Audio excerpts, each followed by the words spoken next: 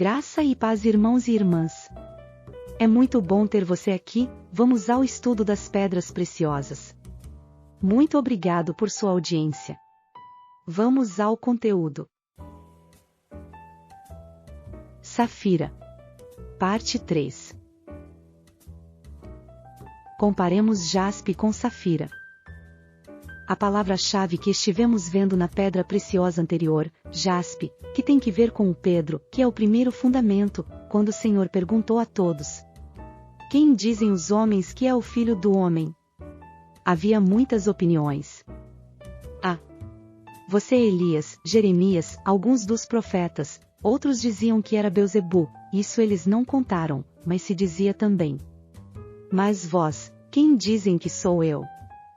E todos ficaram calados menos Pedro. O primeiro que falou foi Pedro: você é o Cristo, o Filho do Deus vivente, e disse-lhe: bem-aventurado és, Simão filho do Jonas, porque não te revelou isso carne nem sangue, se não houver revelação, nem sequer se começa a edificação, porque o Senhor disse, e sobre esta rocha, quer dizer, conhecer a Cristo por revelação, sobre esta rocha edificarei minha igreja, ou seja, o primeiro fundamento é jaspe, que é o da pedra de Pedro.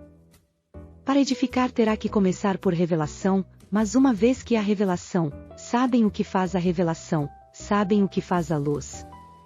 A luz nos mostra o pecado, a luz nos mostra a injustiça, a luz nos mostra como somos. O julgamento do pecado descansa sobre a revelação. Alguém antes de conhecer o Senhor diz: eu não mato, eu não roubo, eu sou muito bom, porque eu tenho que me arrepender. Mas quando conhece o Senhor, e quanto mais o conhece, e quanto mais está à luz, mais pecador se reconhece. A pessoa que está na luz, que tem revelação, depois da revelação há julgamento do pecado, julga-se ao pecado quando estamos na luz de Deus. Diz a palavra: que não vem à luz é porque suas obras são más, não quer que suas obras sejam descobertas. Essa é a condenação, que a luz veio ao mundo, mas os homens amaram mais as trevas que a luz, mas o que faz suas obras em Deus vem à luz, vir à luz é expor-se ao julgamento de Deus. Assim como o sacrifício se dispunha no altar e se separava pedaço por pedaço, assim ao princípio nós confessamos, como dizíamos lá no acampamento, engordura nossos pecados. Senhor, se acaso te ofendi em alguma coisa, me perdoe, assim engordura, mas quando estamos à luz de Deus se julga ponto por ponto, há uns ganchos de ferro com os quais se transpassa a carne, fica uma a um lado e outra a outro lado. Porque se diz que a palavra de Deus é como uma espada de 2 fios que separa a alma e o espírito, mostra o que é da carne e o que é do espírito, diante de Deus vemos as coisas, e então depois da revelação, depois de que vamos à luz, temos que julgar o pecado. O julgamento do pecado descansa sobre a revelação à luz de Deus. Em sua luz, verei a luz, sem sua luz não vemos as coisas como são, justificamos as coisas, nossos interesses fazem que sejamos mentirosos, mas o julgamento do pecado descansa sobre a revelação. Assim a safira é o segundo alicerce que descansa sobre o jaspe. O primeiro é Pedro, e Deus lhe deu as chaves para abrir o reino, e ele foi o primeiro que disse quem era Cristo. Imaginem isso. Para nós hoje é comum porque milhões de pessoas se dizem cristãos, alguns até sem sê-lo se dizem cristãos, mas nunca ninguém havia dito que um homem fosse Deus, como diziam os outros. Este não é o filho do José o carpinteiro e não estão suas irmãs conosco? Dizer que era o Cristo, dizer que era Deus, nunca o tinha aprendido de nenhum rabino, nunca ninguém o havia dito, isso foi revelação. Não lhes revelou isso carne nem sangue, mas meu Pai que está nos céus, ele lhe revelou isso, então nos damos conta disso, foi revelação de Deus, só por revelação ele podia dizer isso, ele foi o primeiro, e aparece primeiro em todas as listas. Te darei as chaves do reino, ele é o que abre, ele é o que começa, ele é o que no dia do Pentecoste se levantou primeiro. Nos 12 primeiros capítulos de Atos é Pedro o primeiro, aí está o jaspe. Ao que antigamente lhe chamavam jaspe, a alguns parece que era o diamante, hoje o jaspe é uma pedra opaca, mas antigamente a Septuaginta parece que traduziu jaspe referindo-se a uma pedra como o diamante. Depois da revelação vem o julgamento sobre o pecado, em cima do jaspe vem a safira, e julgamento significa simetria, que é a primeira característica da safira. Há outras pedras que são preciosas, mas algumas são preciosas porque não são simétricas, então por isso produzem certas difrações da luz e certos fenômenos, mas por outro lado, simetria é a característica da safira. Na Enciclopédia Hispano-Americana há um artigo longuíssimo sobre a safira, e nos chama a atenção essas 4 características da safira. Estabilidade, segunda característica da safira. A segunda característica é estabilidade.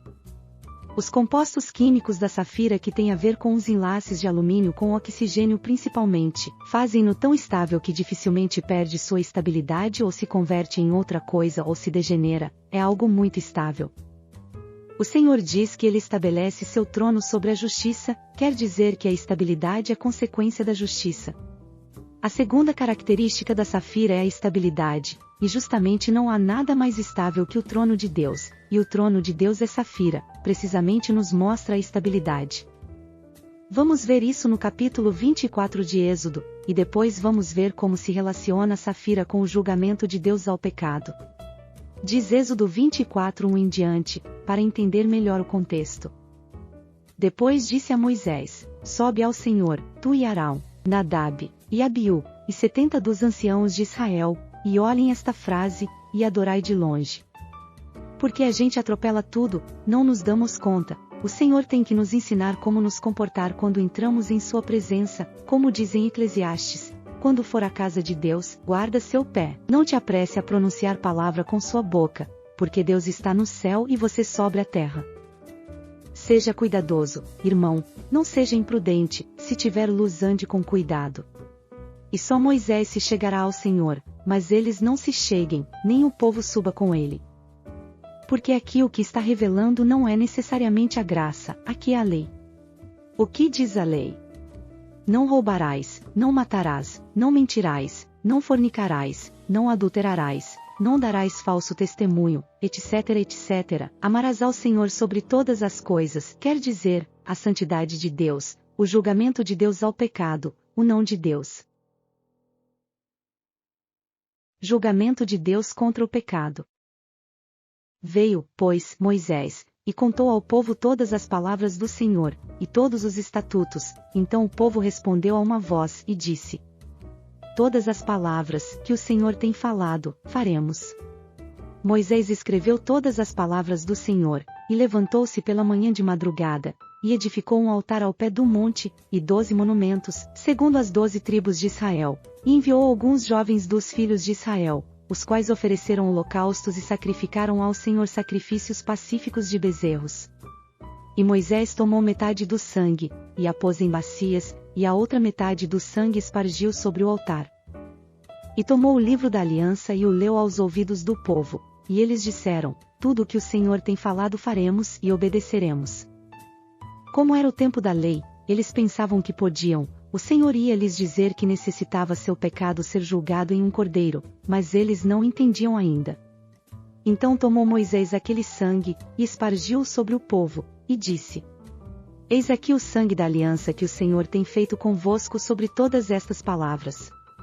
E subiram Moisés e Arão, Nadab e Abiú, e 70 dos anciãos de Israel. E viram o Deus de Israel, e debaixo de seus pés havia como que uma pavimentação de pedra de safira. Olhem esta frase relativa à safira, que se parecia com o céu na sua claridade. Quando olhamos a safira de cima para baixo perpendicularmente, é azul intenso. Essa é a cor da safira, um azul profundo, um azul intenso, e aqui aparece uma pavimentação de pedra de safira. Veem? O que o Senhor devia fazer aí? Revelar a lei, o julgamento de Deus contra o pecado, era safira, mas não só aparece a pavimentação de safira, disse-lhes também que o trono aparece de safira. Vamos a Ezequiel capítulos 1 e 10. Primeiro 1:26, primeiro descreve os querubins com suas rodas, e logo em cima dos querubins, governando, porque o que é o trono? O trono é o governo de Deus, o trono é a intervenção de Deus, olhem onde aparece isso. O povo foi infiel ao pacto de Deus, lá estava o Senhor naquela pavimentação de safira, e eles disseram: faremos todas as coisas que você nos mandar, mas não as fizeram, o povo foi infiel, e teve que ser levado cativo à Babilônia. E quando estavam em plena Babilônia aparece a glória do Senhor sobre 4 querubins e chega a falar com Ezequiel e lhe diz: olha Ezequiel, vou dar um cilindro com todos os ais e as correções para Israel. Vemos que o trono aparece de safira quando Deus está julgando ao povo. Leiamos do verso 26. E por cima do firmamento, que estava por cima das suas cabeças, lembrem-se de que são 4 querubins com 4 rostos e estão unidos entre si e eles são os portadores do trono, os portadores da glória de Deus. Havia algo semelhante a um trono que parecia de pedra de safira. O trono é também de safira, se dão conta? No dia final esse trono será um trono branco, mas quando aparece aqui na intervenção de Deus, na economia de Deus, a intervenção de Deus na história, o julgamento do pecado na história, não o final, mas o da história, então aparece de safira. Viram? A segunda característica da safira é a estabilidade. Obrigado por assistir até aqui. E não perca a continuação sobre o estudo da safira, no próximo vídeo. Graça e paz, irmãos e irmãs.